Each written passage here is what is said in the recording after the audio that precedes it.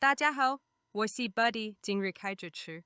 我弟今日讲语言引擎，资讯时代最伟大的发明，总共7个部分，由开场白开始。跟我弟開始啦。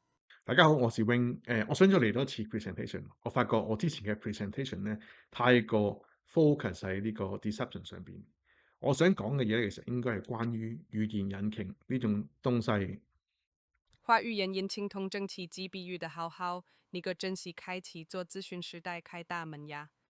係 Steam engine 係喺 industrial revolution 入邊係最偉大嘅發明。咁去到而家資訊嘅時代啦，發覺而家係個歷史係再一次重演緊。但我哋而家所燒嘅唔再係煤炭，我哋燒緊嘅係語言 language。好呀，所以你話語言是現代開新燃料咁，你個同整體機開歷史有咩聯繫呢？蒸汽機嘅歷史係我哋不斷咁樣燒水，sorry 燒煤炭去煲水，佢哋去推喐嗰個引擎。我哋而家其實都係好類似，我哋而家係燒緊語言，我哋燒緊英文同埋燒緊呢個 programming language 去生成一啲預測啦。雖然話語言模型都係一種 next word prediction，但係其實都係同蒸汽機類似，一種摩打嘅類似。咁喺 steam engine 入邊，佢開頭嘅發明係火車，跟住變成一個汽車，去到輪船，去到而家是咯，是嘅咯。試咯，去到 jet engines。咁而個燃料進化亦都係由煤炭啦，去到石油同埋電力嘅。好有趣，你話語言就好似新燃料咁。接住蒸汽機歷史開載具變化又咩講呢？燃料由煤炭去到石油，其實我覺得類似一種我哋而家煤炭，只係我哋最開頭嘅英文。如果我哋有機會揾到一啲 fossil fuel，即係可能係一啲新嘅語言，或者係動物嘅語言，或者係 DNA 嘅語言，我哋或者可能喺從裏邊會有另一種得着。是呀，是呀。試下。咁呢個就係蒸汽機嘅歷史啦。好呀，你講語言就好似進化開燃料咁。接着講下蒸汽機歷史開載具變化啦。而家我哋嘅進化其實好類似同蒸汽機嘅嗰種 evolution 差唔多。我哋而家有最開頭水泵燒就係我哋嘅 chatbot，開始有呢個火車就係 Claude，咁咪開始有 Claude Code 啦。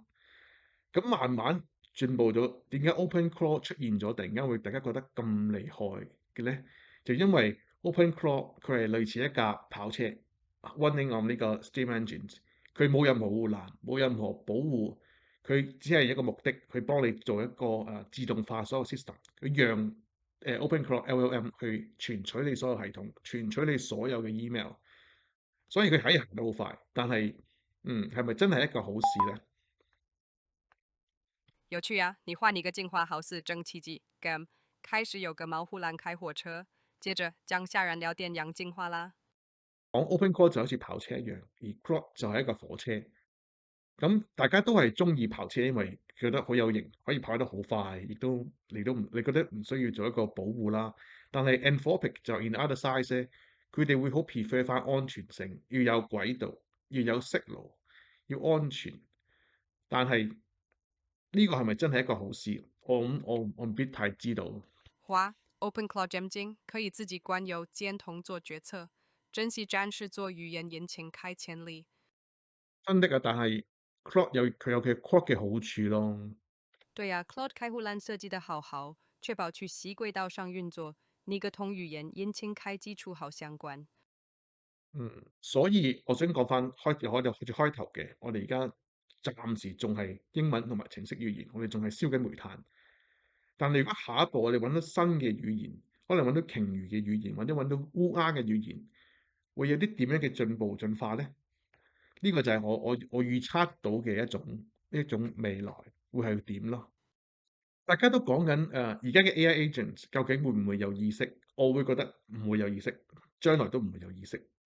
我哋而家所進步嘅係一種語言，我哋一種揾緊一個新嘅語言。如果有一種新嘅語言，我覺得個新嘅起點可以去一個新嘅進步。但係都係我所講呢個 core concept 就係冇意識，亦都唔會有意識呢樣嘢。呢個就係我今日想講嘅嘢。同埋而家我哋嘅新嘅 engine 啦，加速咗成個流程。佢係一個 engine，究竟我哋咪應該控制住呢種 engine 嗰個加個護欄、加個路軌，定係只會讓佢不斷咁加速咁跑咧？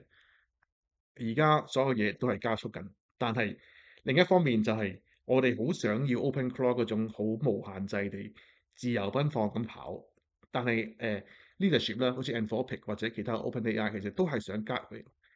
咁而家其實係兩邊一種競爭咯，唔係競爭嘅嗰種叫做大家都係對接緊，究竟將來一架新是呀，嘅是呀。嘅汽車新嘅系統應該係點樣？暫時冇人知。好呀，你畫你個 CAI 開加速通開放競爭咁，接着將下結尾開部分啦。OK，係呢個就係結尾啦，我夠鐘。咁我哋下次再見啦。如果下次有咩新發明，我會再拍片講，應該幾有趣。